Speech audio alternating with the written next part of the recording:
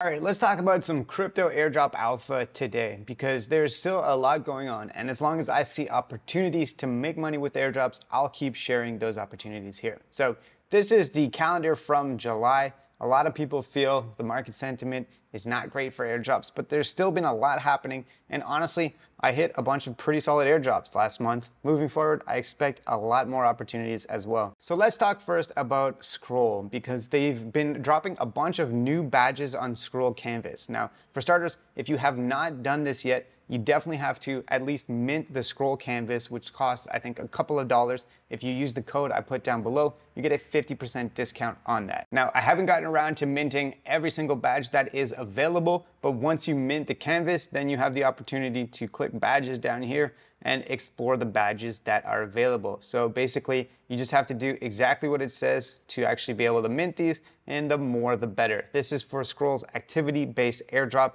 And yeah, this is definitely gonna have some relevance. I would say that you also should follow them on Twitter because they drop posts whenever they have new badges available. Next up, let's talk about Swell because they just had the snapshot for the season 1 airdrop and they announced some details about what is gonna happen moving forward. So the first round of the drop is going to have 8% of the total token supply going to the Swell voyage. So this does not include deposits for the Swell L2. That is a completely separate allocation. This 8% is for earning pearls. Then moving forward, they've outlined a bunch of additional incentives that you will get if you keep your assets with Swell and keep earning now black pearls. So there's going to be 2% additional supply allocated on October 8th for people that continue to earn pearls between now and then. So not nearly as big as the first launch. Now, in my opinion, it may still be worth it to participate in this because it's a decent chunk of the supply and October 8th is actually not that far away.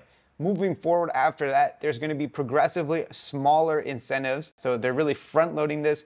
And if we take a look down here, you can see the longer that you hold your assets, the more of a boost you'll get, but you're sharing a smaller total percentage of the supply in terms of the actual rewards there. So in my opinion, probably worth it to continue farming this at least until that first 2% drop for the black pearls comes through.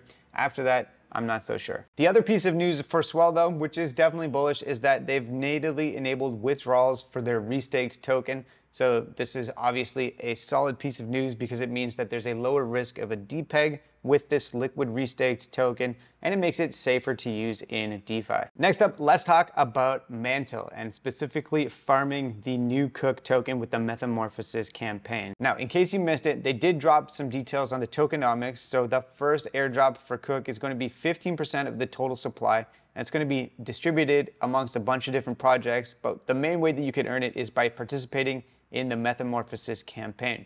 If you haven't actually signed up for it yet, I'll drop a link down below. That's actually the link from someone in my Discord that won a raffle. So you're not even giving me the refs, you're giving it to a lucky winner. And if you use it, you get a points boost also on your Cook farming. Anyways, yeah, there's still 2 months-ish left to farm round 1 of the airdrop, and there's a new blog post that outlines the different ways that you could take advantage of this, so I'll leave it down below so you can check it out. I do still think that this is one of the best new opportunities to farm right now because you hit multiple airdrops at the same time. And yeah, you can access leverage on Mantle DeFi apps. Okay, next up, an important announcement from Chroma. If you did Galaxy quests for Chroma, you should go to Galaxy and make sure that you have actually got your proper wallet connected in order to actually earn those points. And you need to do this by August 9th. Looks like they're actually going to be directly giving an airdrop based on Galaxy points, which a few other projects have done before.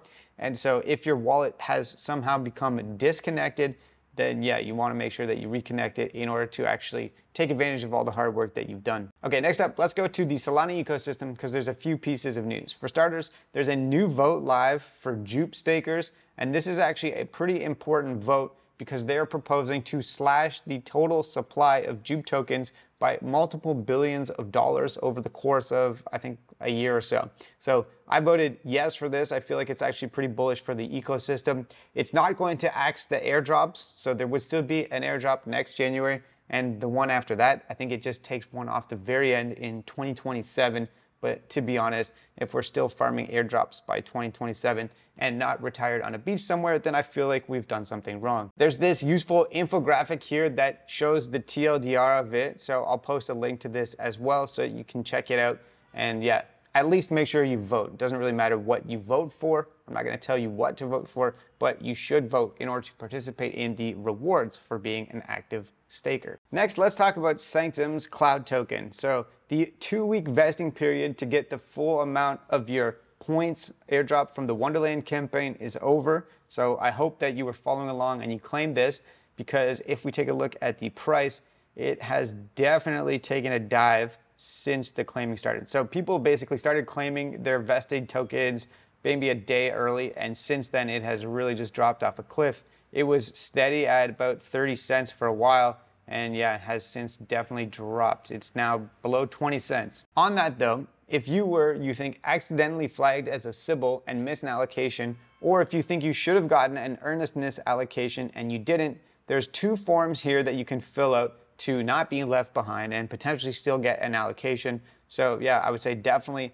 fill out those forms. You have to make a small deposit of 0.1 SOL, which you get back if you are successful. So definitely check that out. Another Solana project that has news is Camino Finance. So they just did the season 2 point snapshot on July 31st at midnight. So now we are in Camino season 3. The token rewards for season 2 should be dropping soon. And they've outlined a pretty aggressive goal. They're trying to hit 10 billion TVL, which definitely will be hard with the markets turning the way that they have and being very, very red over the past few days. But we'll see what happens with that. Anyways, you can track your points in the Camino Finance dashboard. We're now on season 3. And also, if you stake your Camino tokens, you get a staking boost. So I have been staking these since season 1. Another Solana project that dropped some news is dBridge. So basically they're dropping their token very soon in the next week or 2, but they're doing 2 phases to this. They're doing sort of a pre-sale on Jupiter's LFG launchpad where you can buy at a discounted price, and then they're also doing the airdrop. So they dropped this blog post with information on how to participate in the pre-sale. This isn't usually something that I do. I prefer having a 0 cost basis for my tokens, which is why I like airdrops. But if you are interested, you can check it out. The only thing is that to be whitelisted for the pre-sale, you had to bridge on dBridge on at least 10 distinct days. So even if you moved like $1 million worth of volume on one day, you wouldn't technically be eligible. You had to use dBridge on at least 10 different days to qualify. I think something like 30,000 Solana wallets did qualify. And you can check out the details here. Next, let's talk about AlienX chain. So I spoke about this a while back, haven't really been talking about it recently, but there is a time-sensitive task that you should do if you want to still, keep up with this project, which is that you can mint an AlienX Genesis Passcard NFT. In order to do this, all you need to do is share something on Twitter and then bridge any amount to AlienX mainnet, which is now live. You can do it via the official bridge here, or you can do it via a third-party bridge. There's a bunch of different options, and I actually just used Al2 Finance. So once you do that, you can click claim here, switch the network to AlienX, and then mint the Genesis Passcard. So far, 76,000 people have done this, and yeah, you should definitely do it as well if you have been farming this project. Okay, let's talk about DBank real quick. There's an initial XP claim that ends on August 4th at midnight UTC, or I guess August 3rd, midnight UTC. So definitely claim those points if you haven't already. And then moving forward, I'm sure there'll be more opportunities, but you don't want to miss out on that initial XP claim. With my wallet, for example, I had, I think, 15,000 points in the initial claim, which is a decent amount. So if you don't claim that, I believe you lose it. Next, for Mode token stakers, a reminder that the weekly OP token rewards are live, and they've actually added this thing where if you've missed any previous weekly claims, then you have an opportunity to claim in second chance claim rewards. So they say this is a one-time thing, and if you ever missed a week of rewards, definitely make sure you collect them. Next up, Linea has announced that phase 1 of the path to decentralization has been started. So this is very, very vague, and in my opinion, I don't think that this is super bullish. How many phases are there going to be before they actually drop the token? Nobody knows. How long are we going to go with new LXP campaigns before they drop the token? Nobody knows. And honestly, the fact that they've been sued by the SEC makes it, in my opinion, very unlikely that they drop the token soon, but we'll see what happens. They're probably going to wait at least until the end of the year when we see what the results of the election are and see whether or not there's going to be a change of regime at the SEC. Yeah, Linea, I've kind of put it on the back burner, honestly, because of all this stuff that's going around with Consensus lawsuit. Next, let's talk about Elixir, because there's been a bunch of news over the past couple of days. So they announced the launch of a new product, kind of similar to Athena Finance's USDE. It's a new decentralized yield-bearing stablecoin. At the same time, the countdowns to the Mystic Chest rewards are less than a month, so 25 days to go on August 28th. There was an announcement yesterday, however, that if you withdrew on that date, that you would take a 50% slashing of the points or the potions that you'd earned up until that point. So a lot of people were unhappy about this, a lot of pushback, and then Elixir came out and changed their position, so they're no longer doing a slashing. You can actually withdraw on August 28th if you want to.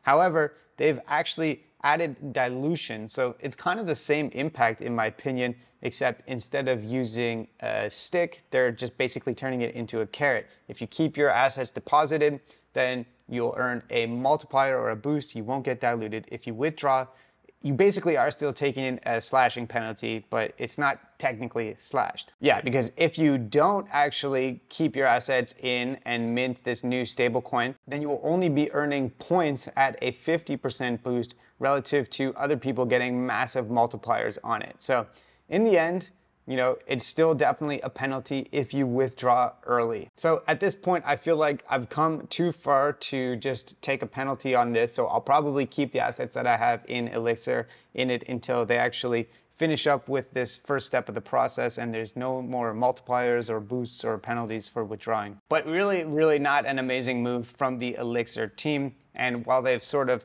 changed the spin of this to make it seem more positive because they're just giving you a multiplier for keeping your assets in, yeah, it's just massive dilution for anybody that withdraws. Next up, a bullish piece of news from EtherFi. They are actually using their protocol revenues to do token buybacks and LP seeding. So honestly, in the current market conditions, nothing really seems to be doing very well, but stuff like this is definitely bullish for the future because EtherFi is definitely making a decent amount of money. And if they consistently do stuff like token buybacks and then, you know, seed liquidity on dexes to actually make this a much bigger project, then this could be bullish for the token price. Okay, just a couple more quick things. For D-Pioneers holders, there is a test reward right now. So if you are staking a D-Pioneer, you go to my account, you'll see that you can claim a very small reward in UPT tokens. This is a test reward. They're testing the platform, so they want people to actually come claim the tokens